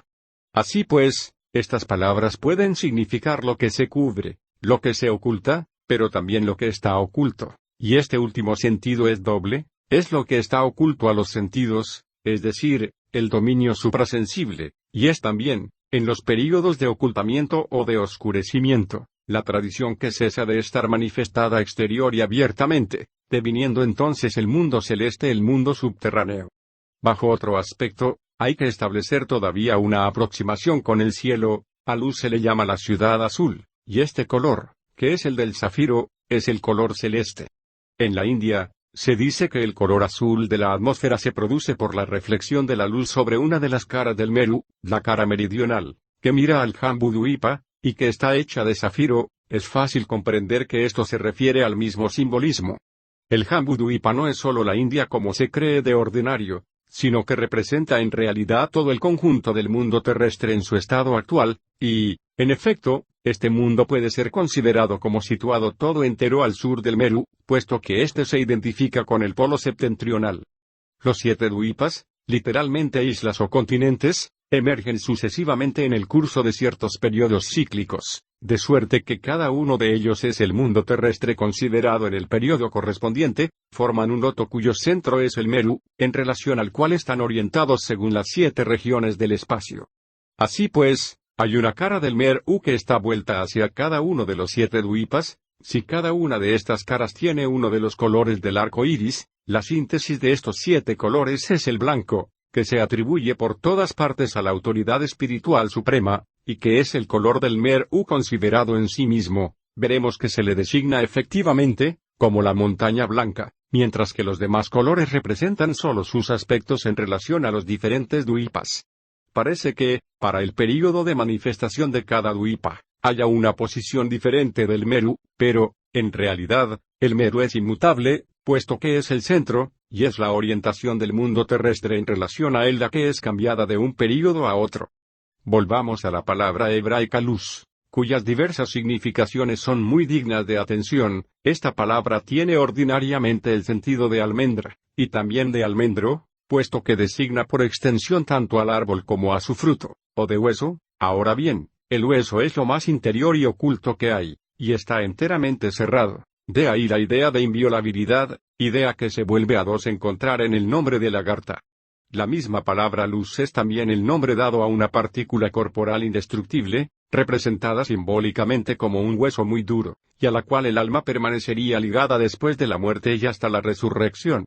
Como el hueso de la almendra contiene el germen, y como el hueso corporal contiene la médula, este luz contiene los elementos virtuales necesarios a la restauración del ser, y esta restauración se operará bajo la influencia del rocío celeste, que revivifica las osamentas desecadas. Es a esto a lo que hace alusión, de la manera más clara, esta palabra de San Pablo: sembrado en la corrupción, resucitará en la gloria. Aquí, como siempre, la gloria se refiere a la Shekinah, considerada en el mundo superior, y con la cual el rocío celeste tiene una estrecha relación, así como ya hemos podido darnos cuenta de ello precedentemente. Puesto que el luz es imperecedero, es en el ser humano el núcleo de inmortalidad, como el lugar que es designado por el mismo nombre es la morada de la inmortalidad. Ahí se detiene, en los dos casos, el poder del ángel de la muerte. Es en cierto modo el huevo o el embrión del inmortal 4. Puede ser comparado también a la crisálida de donde debe salir la mariposa. 5. comparación que traduce exactamente su papel en relación a la resurrección. Se sitúa al luz hacia la extremidad inferior de la columna vertebral. Esto puede parecer bastante extraño, pero se aclara por una aproximación a lo que la tradición hindú dice de la fuerza llamada Kundalini, que es una forma de Shakti considerada como inmanente en el ser humano. Esta fuerza es representada bajo la figura de una serpiente enrollada sobre sí misma, en una región del organismo sutil que corresponde precisamente también a la extremidad inferior de la columna vertebral. Al menos es así en el hombre ordinario, pero, por el efecto de prácticas tales como las del Hatha Yoga, ella se despierta, se despliega y se eleva a través de las ruedas, chakras, o lotos, kamalas, que responden a los diversos plexos, para alcanzar la región que corresponde al tercer ojo, es decir, al ojo frontal de Shiva.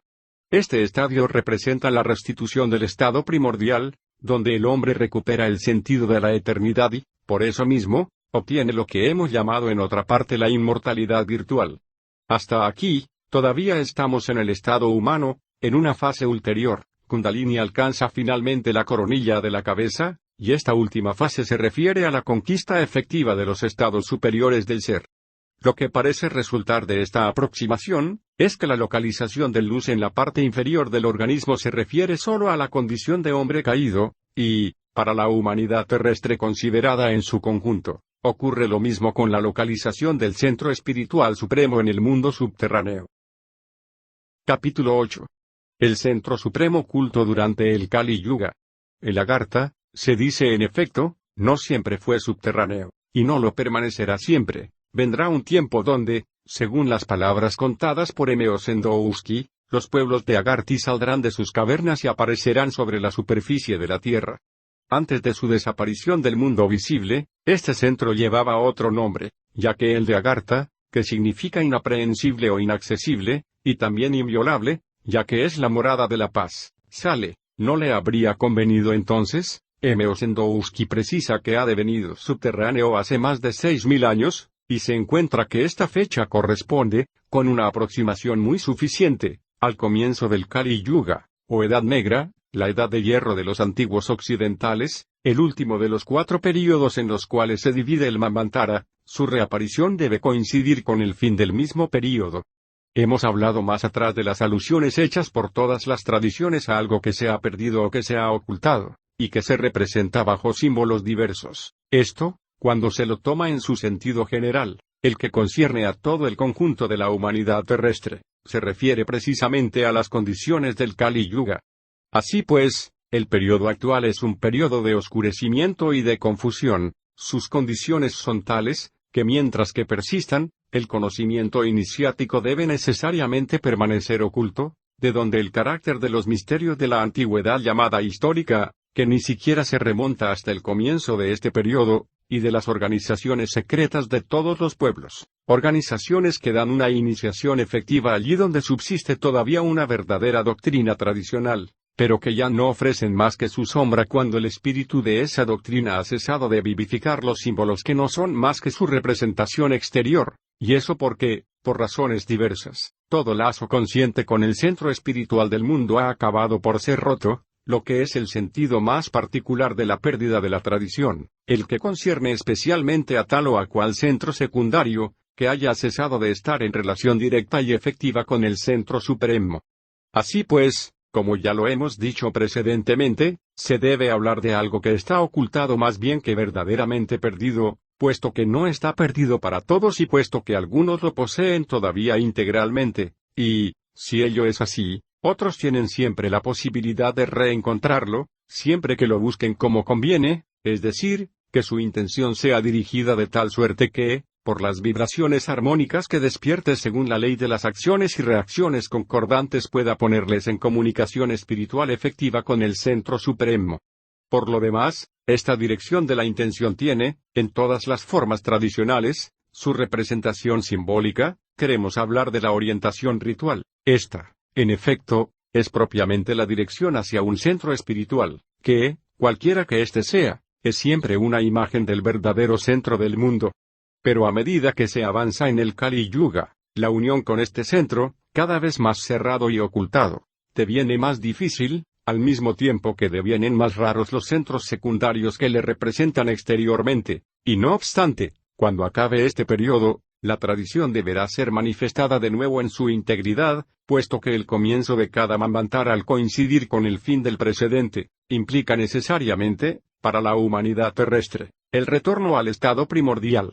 En Europa, todo lazo establecido conscientemente con el centro por medio de organizaciones regulares está actualmente roto, y ello es así desde hace ya varios siglos. Por otra parte, esta ruptura no se ha cumplido de un solo golpe, sino en varias fases sucesivas. La primera de estas fases se remonta al comienzo del siglo XIV. Lo que ya hemos dicho en otra parte de las órdenes de caballería puede hacer comprender que una de sus funciones principales era asegurar una comunicación entre Oriente y Occidente, comunicación cuyo verdadero alcance es posible aprender si se precisa que el centro del que hablamos aquí ha sido descrito siempre, al menos en lo que concierne a los tiempos históricos, como estando situado en la parte de Oriente.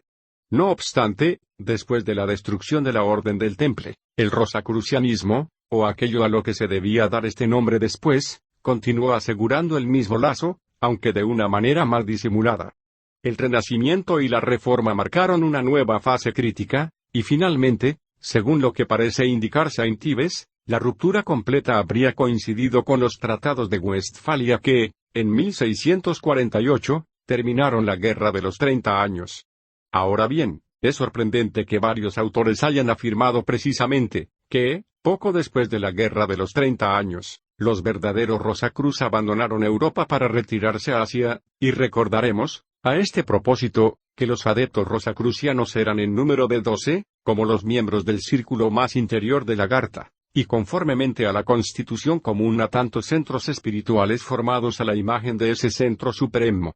A partir de esta última época, el depósito del conocimiento iniciático efectivo ya no es guardado realmente por ninguna organización occidental. Así, Swedenborg declaraba que en adelante es entre los sabios del Tíbet y de la Tartaria donde sería menester buscar la palabra perdida, y, por su lado, Anne-Catherine Elmery tuvo la visión de un lugar misterioso que llamaba la montaña de los profetas y que se situaba en las mismas regiones.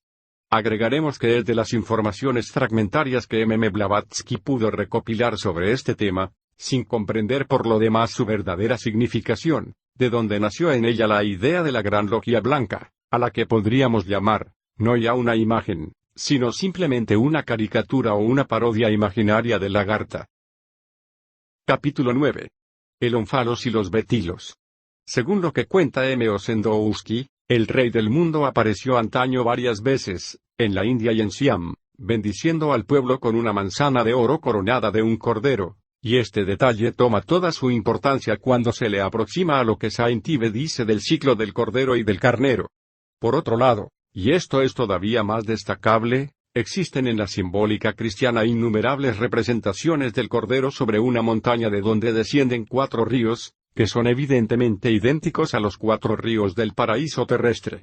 Ahora bien, hemos dicho que Agartha, anteriormente al comienzo del Kali Yuga, llevaba otro nombre, y este nombre era el de Paradesa, que, en sánscrito, significa región suprema, lo que se aplica perfectamente al centro espiritual por excelencia, designado también como el corazón del mundo. Es de esta palabra de donde los caldeos han hecho Pardes y los occidentales Paradis. Tal es el sentido original de esta última palabra, y esto acaba de hacer comprender por qué hemos dicho precedentemente que lo que se trata es siempre, bajo una forma o bajo otra, la misma cosa que el Pardes de la Cábala hebraica. Por otra parte, si uno se remite a lo que hemos dicho y explicado sobre el simbolismo del polo, es fácil ver también que la montaña del paraíso terrestre es idéntica a la montaña polar, de la que se trata, bajo nombres diversos, en casi todas las tradiciones. Ya hemos mencionado el Meru de los hindúes y el Alborg de los persas, así como el Mont Salvat de la leyenda occidental del Grial. Citaremos también la montaña de Kaf de los árabes, e incluso el Olimpo de los griegos, que bajo muchos aspectos tiene la misma significación. Se trata siempre de una región que, como el paraíso terrestre, ha devenido inaccesible a la humanidad ordinaria, y que está situada fuera del alcance de todos los cataclismos que trastornan al mundo humano al final de algunos periodos cíclicos. Esta región es verdaderamente la región suprema. Por lo demás, según algunos textos védicos y avésticos, su situación habría sido primitivamente polar, incluso en el sentido literal de esta palabra, y, cualesquiera que pueda ser su localización a través de las diferentes fases de la historia de la humanidad terrestre, permanece siempre polar en el sentido simbólico, puesto que representa esencialmente el eje fijo alrededor del cual se cumple la revolución de todas las cosas. La montaña figura naturalmente el centro del mundo antes del Kali Yuga, es decir, cuando existía en cierto modo abiertamente y no era todavía subterráneo. Así pues, corresponde a lo que se podría llamar su situación normal, fuera del periodo obscuro cuyas condiciones especiales implican una suerte de inversión del orden establecido. Por lo demás, es menester agregar que, aparte de estas consideraciones que se refieren a las leyes cíclicas, los símbolos de la montaña y de la caverna tienen uno y otro su razón de ser, y que hay entre ellos un verdadero complementarismo. Además, la caverna puede ser considerada como situada en el interior de la montaña misma, o inmediatamente debajo de ésta.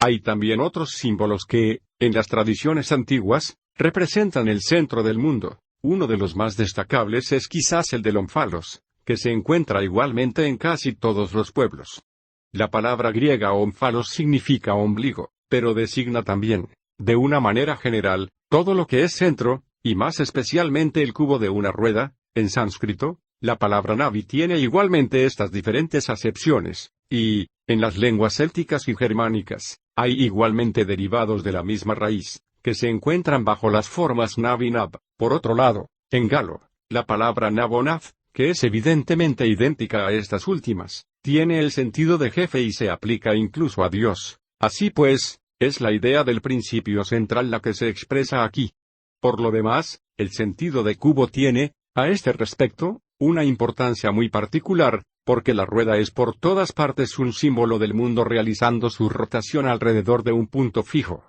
símbolo que debe ser aproximado por tanto al del swastika, pero, en este, la circunferencia que representa la manifestación no está trazada, de suerte que es el centro mismo el que es designado directamente. El swastika no es una figura del mundo, sino más bien de la acción del principio al respecto del mundo. El símbolo del ómfalos podía estar colocado en un lugar que fuera simplemente el centro de una región determinada, centro espiritual, por lo demás, más bien que centro geográfico, aunque los dos hayan podido coincidir en algunos casos, pero, si ello era así, es porque este punto era verdaderamente, para el pueblo que habitaba la región considerada, la imagen visible del centro del mundo, de igual modo que la tradición propia de ese pueblo no era más que una adaptación de la tradición primordial bajo la forma que convenía mejor a su mentalidad y a sus condiciones de existencia. Se conoce sobre todo, de ordinario, el ómfalos del templo de Delfos. Este templo era realmente el centro espiritual de la Grecia antigua y, sin insistir sobre todas las razones que podrían justificar esta aserción, solo haremos destacar que era allí donde se juntaba,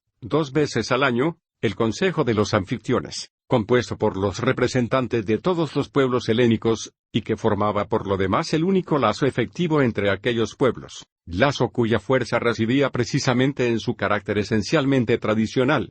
La representación material del ómfalos era generalmente una piedra sagrada, lo que se denomina frecuentemente un bétulo, y esta última palabra parece no ser otra cosa que el hebreo Beitel, casa de Dios, el mismo nombre que Jacob dio al lugar donde el Señor se había manifestado a él en un sueño, y Jacob se despertó de su sueño y dijo, ciertamente el Señor está en este lugar, y yo no lo sabía. Y se asustó y dijo, cuán temible es este lugar. Es la casa de Dios y la puerta de los cielos. Y Jacob se levantó de madrugada, y tomando la piedra de la que había hecho su cabecera la erigió como un pilar, y vertió óleo sobre su cima, para consagrarla. Y Jacob dio a este lugar el nombre de Beitel, pero el primer nombre de esta ciudad era Luz. Ya hemos explicado más atrás la significación de esa palabra luz. Por otra parte se dice también que Beitel, casa de Dios, devino después Beitlehem, casa del pan, la ciudad donde nació Cristo. La relación simbólica que existe entre la piedra y el pan sería por lo demás muy digna de atención. Lo que es menester precisar todavía, es que el nombre de Beitel no se aplica solo al lugar, sino también a la piedra misma, y esta piedra, que he erigido como un pilar, será la casa de Dios. Así pues, es esta piedra la que debe ser propiamente el habitáculo divino, Mishkan, según la designación que se daría más tarde al tabernáculo, es decir, la sede de la Shekinah. Todo esto se vincula naturalmente a la cuestión de las influencias espirituales, Verakot, y, cuando se habla del culto de las piedras, que fue común a tantos pueblos antiguos, es menester comprender bien que ese culto no se dirigía a las piedras, sino a la divinidad de la que eran residencia. La piedra que representaba al ónfalos podía tener la forma de un pilar, como la piedra de Jacob. Es muy probable que, entre los pueblos célticos, algunos menhires tuvieran esta significación, y los oráculos se daban junto a estas piedras, como en Delfos, lo que se explica fácilmente desde que eran consideradas como la morada de la divinidad. Por lo demás, la casa de Dios se identifica naturalmente al centro del mundo. El ónfalos podía ser representado también por una piedra de forma cónica, como la piedra negra de Cibeles, u ovoide. El cono recordaba la montaña sagrada, símbolo del polo o del eje del mundo. En cuanto a la forma ovoide, se refiere directamente a otro símbolo muy importante, el del huevo del mundo. Es menester agregar también que, si el ónfalos era representado lo más habitualmente por una piedra, también ha podido serlo a veces por un montículo, una suerte de túmulo, que es todavía una imagen de la montaña sagrada. Así, en China, en el centro de cada reino o estado feudal, se elevaba antaño un montículo en forma de pirámide cuadrangular, formado con la tierra de las 5 regiones. Las 4 caras correspondían a los 4 puntos cardinales, y la cima al centro mismo. Cosa singular, vamos a encontrar estas 5 regiones en Irlanda, donde la piedra en pie del jefe estaba, de una manera semejante, elevada en el centro de cada dominio. En efecto, es Irlanda el que, entre los países célticos, proporciona el mayor número de datos relativos al ónfalos. Antaño estaba dividida en 5 reinos, de los cuales uno llevaba el nombre de Mide, que permanece bajo la forma anglicizada de Meat, que es la antigua palabra céltica medium, medio, idéntico al latín medius. Este reino Mide, que había sido formado de porciones sacadas de los territorios de los otros 4, había devenido el patrimonio propio del rey supremo de Irlanda, al que los otros reyes estaban subordinados. En Usnag, que representa bastante exactamente el centro del país, estaba erigida una piedra gigantesca llamada ombligo de la tierra, y designada también bajo el nombre de piedra de las porciones, Ailnameeran, porque marcaba el lugar donde convergían, en el interior del reino de Mide, las líneas separativas de los 4 reinos primitivos. Allí se tenía anualmente, el 1 de mayo, una asamblea general enteramente comparable a la reunión anual de los druidas en el lugar consagrado central, Mediolanum o Medionemeton, de la Galia, en el país de los Carnutos, y aquí se impone igualmente la aproximación con la asamblea de los anfictiones en Delfos. Esta división de Irlanda en 4 reinos, más la región central que era la residencia del jefe supremo, se vincula a tradiciones extremadamente antiguas. En efecto, por esta razón, Irlanda fue llamada la Isla de los 4 Señores, pero esta denominación, lo mismo que la de Isla Verde, Erin, se aplicaba anteriormente a otra tierra mucho más septentrional, hoy día desconocida, quizás desaparecida, Ogygia o antes Thule, que fue uno de los principales centros espirituales, sino incluso el centro supremo de un cierto periodo. El recuerdo de esta isla de los 4 señores se encuentra hasta en la tradición china, lo que parece no haber sido precisado nunca. He aquí un texto taoísta que da fe de ello. El emperador Yao se esforzó mucho, y se imaginó haber reinado idealmente bien. Después de que hubo visitado a los 4 señores, en la lejana isla de Kouche, habitada por hombres verdaderos, Shenzhen, es decir, hombres reintegrados al estado primordial, reconoció que lo había estropeado todo. El ideal, es la indiferencia, o más bien el desapego, en la actividad no actuante, del sobrehombre, que deja girar la rueda cósmica. Por otra parte, los 4 señores se identifican a los 4 maharajas o grandes reyes que, según las tradiciones de la India y del Tíbet, presiden en los 4 puntos cardinales, corresponden al mismo tiempo a los elementos. El Señor Supremo, el quinto, que reside en el centro, sobre la montaña sagrada, representa entonces el éter, akasa, la quinta esencia, de los hermetistas, el elemento primordial del que proceden los otros 4, y tradiciones análogas se encuentran también en la América Central.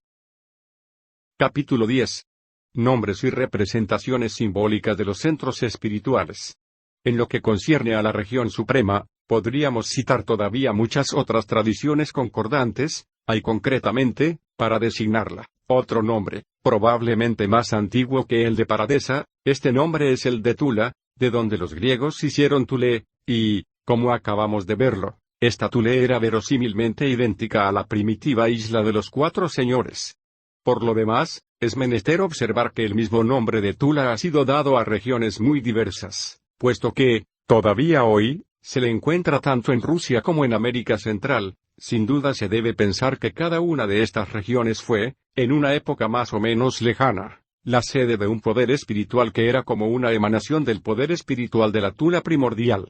Se sabe que la Tula mexicana debe su origen a los toltecas. Estos, se dice, venían de Aztlán, literalmente la tierra en medio de las aguas que, evidentemente, no es otra que la Atlántida, y los mismos habían traído este nombre de Tula de su país de origen. El centro al que dieron este nombre debió reemplazar probablemente, en una cierta medida, al centro del continente desaparecido. Pero, por otra parte, es menester distinguir la Tula Atlante de la Tula hiperbórea, ya que es esta última la que, en realidad, representa el centro primero y supremo para el conjunto del Manvantara actual. Es esta Tula hiperbórea la que fue la isla sagrada por excelencia, y, así como lo decíamos más atrás, su situación era literalmente polar en el origen. Todas las otras islas sagradas, que son designadas por todas partes por nombres de significación idéntica, no fueron más que imágenes de aquella, y esto se aplica incluso al centro espiritual de la tradición atlante, que no rigió más que un ciclo histórico secundario, subordinado al Manvantara.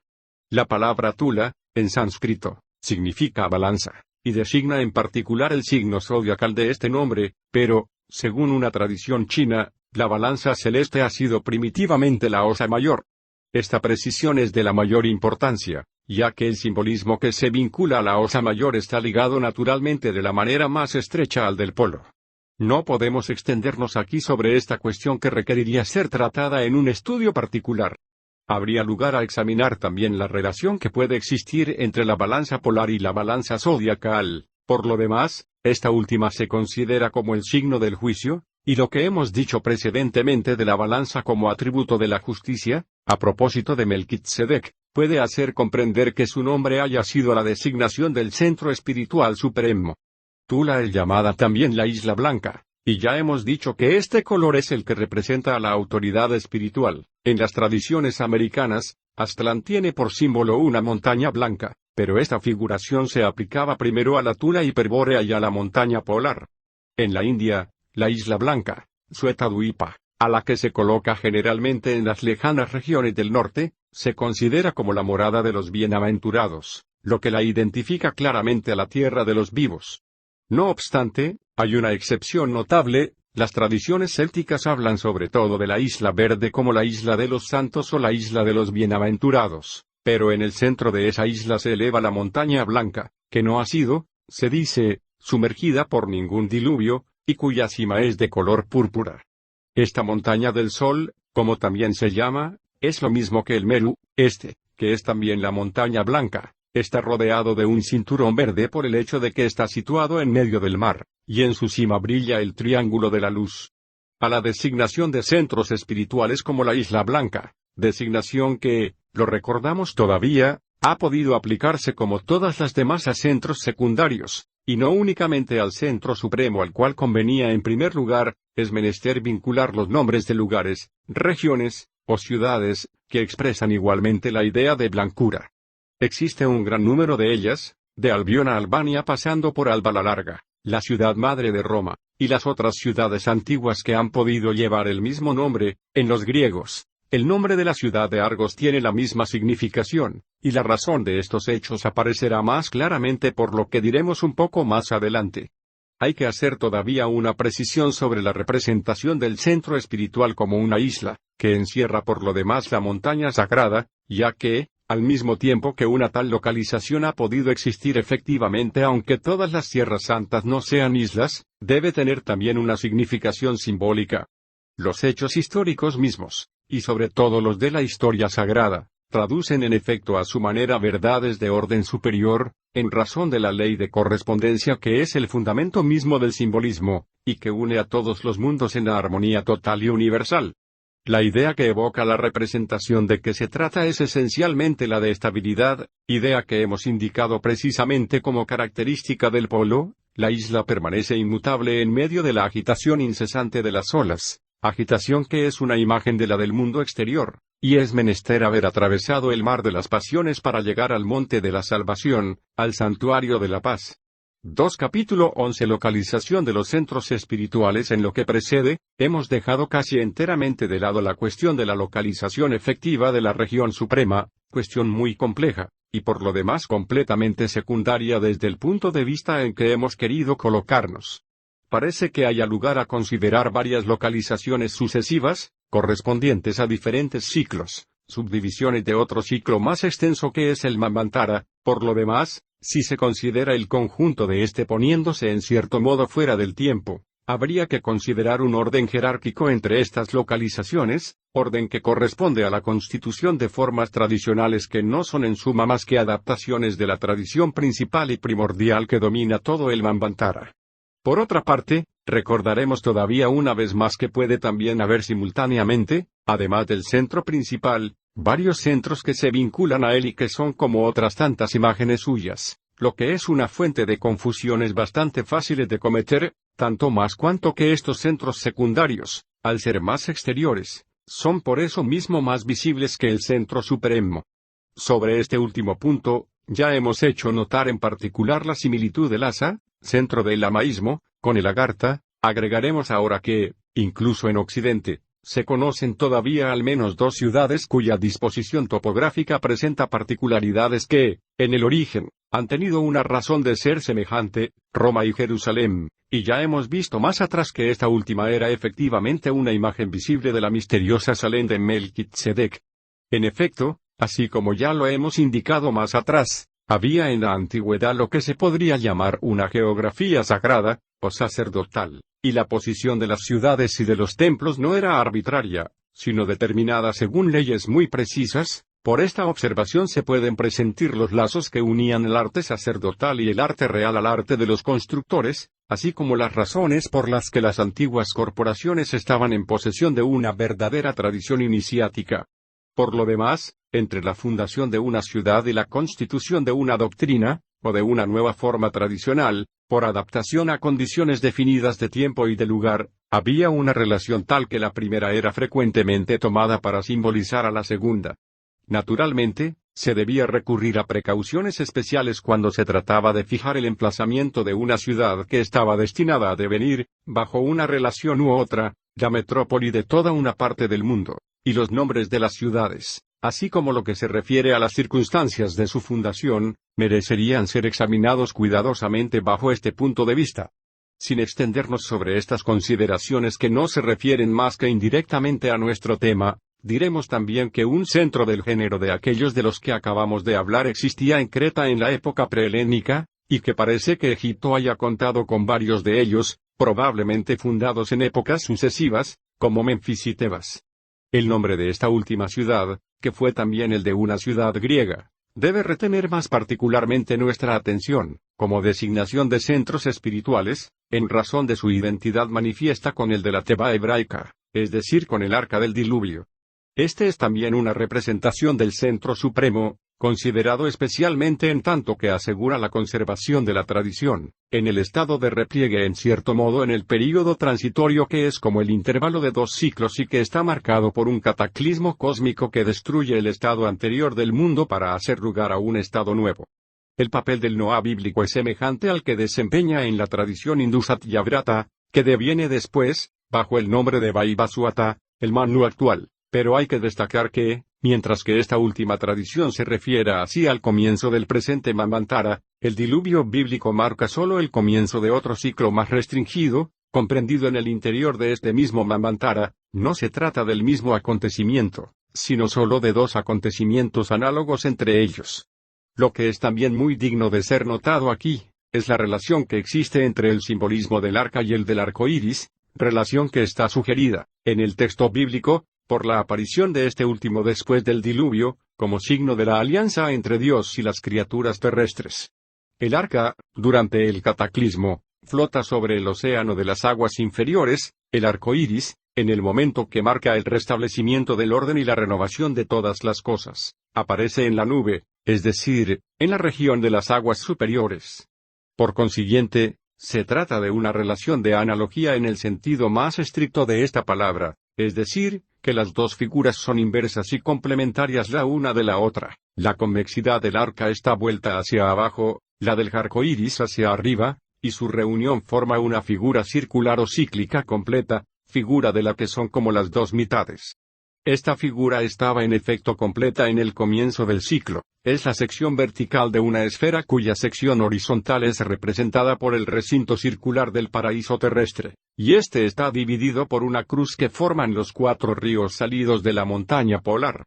La reconstitución debe operarse al final del mismo ciclo, pero entonces, en la figura de la Jerusalén celeste, el círculo está reemplazado por un cuadrado, y esto indica la realización de lo que los hermetistas designaban simbólicamente como la cuadratura del círculo, la esfera, que representa el desarrollo de las posibilidades por la expansión del punto primordial y central, se transforma en un cubo cuando este desarrollo está acabado y cuando se alcanza el equilibrio final para el ciclo considerado.